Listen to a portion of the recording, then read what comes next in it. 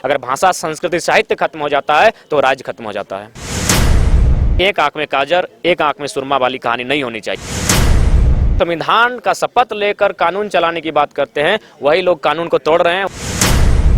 अपना उपलब्धि गिनाने के लिए अथवा अपनी वाहवाही के लिए सरकार नहीं बनी है। सीएनटी जो जमीनें खरीदी गई हैं उन पर शोध कीजिए, उनको सीएनटी से मुक्त कीजिए, तब जानेंगे कि आपका निर्णय ऐतिहासिक है। 1932 खतियान के आधार पर स्थानीय नीति, नियोजन नीति की मांग को लेकर लगातार आदिवासी मूलवासी अपनी आवाज को बुलंद करते हुए नजर आ रहे हैं। हालांकि आपको बता दें कि विशेष विधानसभा सत्र में मुख्यमंत्री हेमंत सोरेन ने कहा है कि सरकार इस ओर जरूर कोई पहल करेगी। इस मसले पर बात करने के लिए हमारे साथ जयराम महतो जी है। इन्हीं से बात करते हैं कि लगातार 1932 खतियान को लेकर आप लोग आंदोलन कर रहे हैं। हालांकि महागठबंधन सरकार की ओर से तमाम जो नेता मंत्री है वो भी अब खुले में बोलते हुए नजर आ रहे हैं कि जरूर 1932 खतियान लागू होनी चाहिए झारखंड में।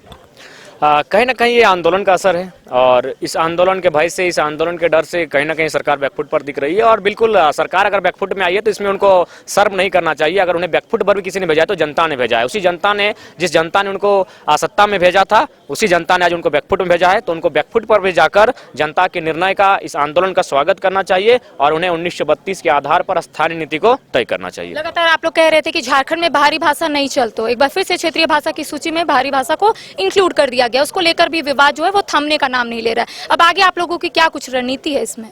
इस पर रणनीति है कि हमारी डिलीटिंग टीम जो है विभिन्न विभागों से मिलेगी, उन्हें ज्ञापन देने का कार्य करेगी और नहीं तो राज्य में एक बहुत व्यापक स्तर पर विरोध किया जाएगा, पुतला दहन किया जाएगा और एक बहुत बड़ा आंदोलन तैयार किया जाएगा। क्योंकि राज्य को अगर बचाना है तो उसके लिए भाषा संस्कृति को बचाना होगा। अगर भाषा, संस्कृति, साहित्य खत्म हो जाता है तो राज्य खत्म हो जाता है। सीएनटी एक्ट को भी लेकर आपने कई बार बोला है, सीएनटी एक्ट लागू भी हो गया है लेकिन कई जो जमीन है वो बेची जा रही, लूटी जा रही है। इसको लेकर क्या कुछ आपकी कुछ रणनीति है? इसको लेकर भी देखिए, इसको लेकर भी हमारी रणनीति है। इसको लेकर कहीं ना कहीं सीएनटी कानून जो 1908 से हमारे राज्य में प्रावधान में है, लेकिन उसके बावजूद विशेषकर रांची, धनबाद, बोकारो के क्षेत्रों में लगातार जमीनों का अतिक्रमण हुआ है सीएनटी होने के बावजूद। तो कहीं ना कहीं इससे स्पष्ट है कि जो लोग संविधान का शपथ लेकर कानून चलाने की बात करते हैं, वही लोग कानून को तोड़ रहे हैं, वही लोग संविधान को उल्लंघन कर रहे हैं। क्योंकि सीएनटी कानून के उल्लंघन करते हुए अगर जमीनें ली गई हैं तो कहीं ना कहीं उस जिला के कलेक्टर महोदय दोषी हैं। कहीं ना कहीं उनके दोष के कारण, उनकी गलत नीतियों के कारण और उनके मौन रहने के कारण, या फिर हो सके उनका समर्थन नहीं होगा, उन जिलों के डीसी महोदयों का समर्थन होगा जिन कारण आज सीएनटी का उल्लंघन किया जा रहा है। तो इसलिए इस राज्य को एक नव निर्माण की ओर बढ़ना चाहिए। यहाँ के लोगों को हक अधिकार के साथ साथ उनकी रक्षार्थ हेतु, उनकी सुरक्षा हेतु नियम कैसे बने, इस पर सोचना चाहिए। पेशा कानून 1996 में लागू हुआ था लेकिन अभी तक नियमावली स्पष्ट नहीं है। क्या इसको लेकर भी आप लोग कुछ रणनीति अपनाएंगे आने वाले? जी हाँ, कुछ दिन पहले ही हम लोग पेशा कानून को लेकर एक डेलीगेटिंग टीम के साथ, जो बुद्धिजीवी टीम थे, उनके साथ हम लोग बैठे थे और इस पर चर्चा कर रहे थे। क्योंकि अभी बहुत सारे विषयों पर हमें लड़ाई लड़नी है, लेकिन उससे पहले हमें पढ़ना होगा, हमें स्टडी करना होगा, हमने खुद एनालिसिस करना होगा, इसकी समीक्षा करनी होगी कि उस लड़ाई को हम लोग किस रास्ते से लड़े। चूंकि 32 की जो लड़ाई थी ये 20 वर्ष पहले आरंभ हुई थी। हालांकि बीच में ये थोड़ा सा शिथिल पड़ा था, लेकिन इसके बारे में हमें जानकारी थी। तो जैसे जैसे हमें मुद्दों की जानकारी मिलती जाएगी, उसे हम लोग गहन अध्ययन करते जाएंगे, शोध करते जाएंगे और फाइनली उसको एक आंदोलन का देने का काम करेंगे। सरकार के तमाम जो विधायक है, मंत्री अब खुले में बोल रहे हैं कि 1932 लागू होनी चाहिए। वैसे शिक्षा मंत्री जगन्नाथ महतो का भी बयान आता है, उन्होंने कहा 1932 तो लागू होगी लेकिन 1932 खतियान को लेकर जो आवाज बुलंद कर रहे हैं, उन लोगों की जो दुकान चल रही थी उसको बंद करवाएंगे। देखिए, दुकान चलना, ये अगर माननीय मंत्री जी राजनीतिक पार्टियों को कह रहे हैं तो अच्छी बात है, लेकिन हम लोग राजनीतिक पार्टियां नहीं है, ना हमारा किसी पार्टी से संबंध है। अतः अगर हम लोगों को कह रहे हैं तो मंत्री जी गलत हैं। क्योंकि 32 लागू होने के बाद भी हमारे पास बहुत सारे मुद्दे हैं।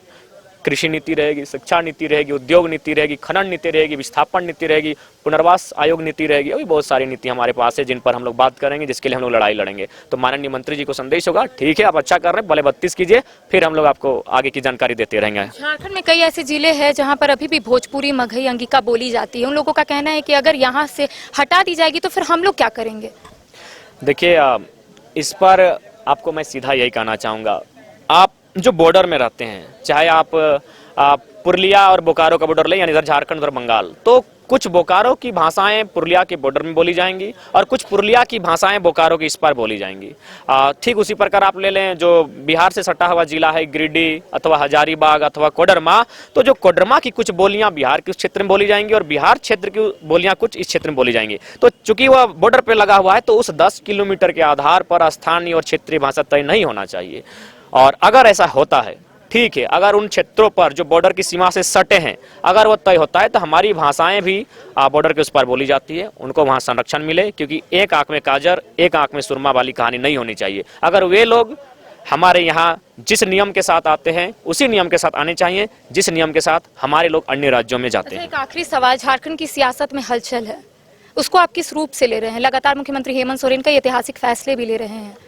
देखिए, ऐतिहासिक फैसला अपना उपलब्धि गिनाने के लिए अथवा अपनी वाहवाही के लिए सरकार नहीं बनी है। अरे सरकार तो बना ही गई आपको फैसला लेने के लिए, तो आपको फैसला अगर लेना है तो हरियाणा के तर्ज पर लीजिए, जिसने हरियाणा कहा कि 1000 शिक्षक जो अन्य राज्यों के हैं उनकी छटनी की जाएगी। तो इस प्रकार आप फैसला लीजिए कि जो लोग अवैध तरीके से गैर प्रमाण पत्र के माध्यम से यहाँ सरकारी गवर्नमेंट जॉब कर रहे हैं उनको आप जांच करें और उनको बाहर करें। निर्णय लेना है तो ऐसा लीजिए। आपको निर्णय लेना है तो सीएनटी जो जमीनें खरीदी गई हैं उन पर शोध कीजिए, उनको सीएनटी से मुक्त कीजिए, तब जानेंगे कि आपका निर्णय ऐतिहासिक है। बाकी अगर ऐसे में अगर आप अपने मुंह मियां मिट्ठू बन रहे हैं तो ये बहुत गलत बात है। तो इस वक्त हमारे साथ मौजूद थे खतियान आंदोलनकारी जयराम महतो जी, जिन्होंने सीधे शब्दों में कहा है कि सरकार जिस तरीके से कही है कि आने वाले वक्त में जरूर 1932 खतियान के आधार पर स्थानीय नीति नियोजन नीति लागू होगी, तो इनका कहना है मैं उसका स्वागत करता हूं। अगर लेकिन सरकार इस ओर कोई पहल नहीं करेगी तो आने वाले वक्त में ये लोग और भी उग्र आंदोलन करते हुए नजर आएंगे। हालांकि कई मुद्दों पर हमने इनसे चर्चाएं की,